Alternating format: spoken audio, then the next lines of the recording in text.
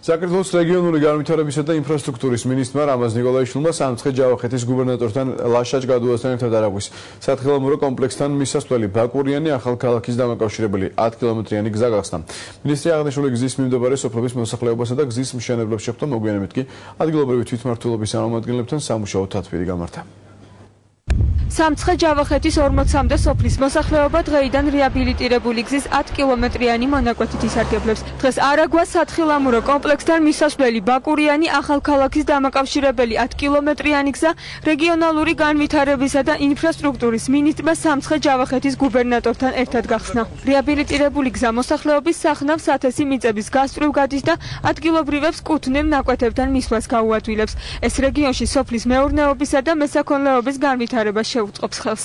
40 სოფელი და თავისთავად სავარგულებზე ამ გზის მეშვეობით ეს 40 სოფლიდან ადამიანები თავის საქმეებს დაალაგებენ ამ ნაწილში. ამიტომ თვითონ ერთ-ერთი ყველაზე მნიშვნელოვანი გზა არის, რეგიონის მნიშვნელოვანი გზა არის, ხარისხიანად შესრულებული არის ყველაზე მთავარია და აი ამ პერიოდში ერთი წელი გზა შენდებოდა, მინაგებთ რომ უამრავი ადამიანი ამ გზაზე დასაქმდა. ამ გზაზე ძირითადად ახალქალაქის სოფლების უმრავლესობა არის განლაგებული.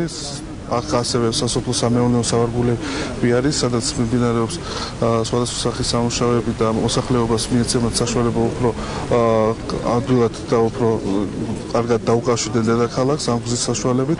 რეაბილიტირებული გზა ტურისტული თვალსაზრისითაც მნიშვნელოვანია, რადგან ახალი გზით არაგვა სათხილამურო სკოლის აღსაწერდელები და ტურისტებიც ისარგებლებენ. სკოლამ პირველივე სეზონზე უკვე 50 ბავშვი მიიღო. იგეგმება სკოლის გაფართოება, რათა მომავალი სეზონიდან კომპლექსით სარგებლობა ახალ ქალაქში მცხოვრებმა ნებისმიერმა ახალგაზრდამ და ტურისტმა შეძლოს. ძალიან მნიშვნელოვანია, რომ ამ რეგიონს კონდეს კურორტი, სადაც ჩამოვლენ უამრავი დამსვენებელი და შესაბამისად შემოსავალი იქნება რეგიონისთვის. სარეაბილიტაციო სამუშაოების დაწყებამდე აღნიშნული მონაკვეთი სრულიად ამორტიზებული იყო და მოსახლეობას გადაადგილებაში ხელს უშლიდა.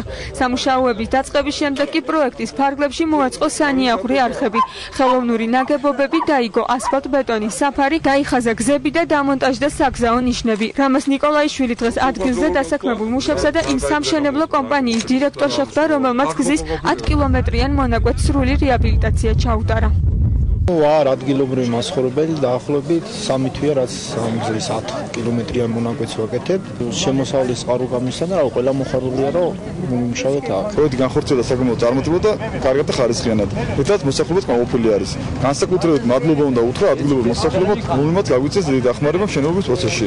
გზის რეაბილიტაცია საქართველოს მთავრობის დაფინანსებით განხორციელდა და იგი რეგიონალური განვითარებისა და ინფრასტრუქტურის სამინისტროს მუნიციპალური განვითარების ფონდმა განახორციელა. სამუშაოებზე 150-მდე ადგილობრივი მოსახლე დასაქმდა.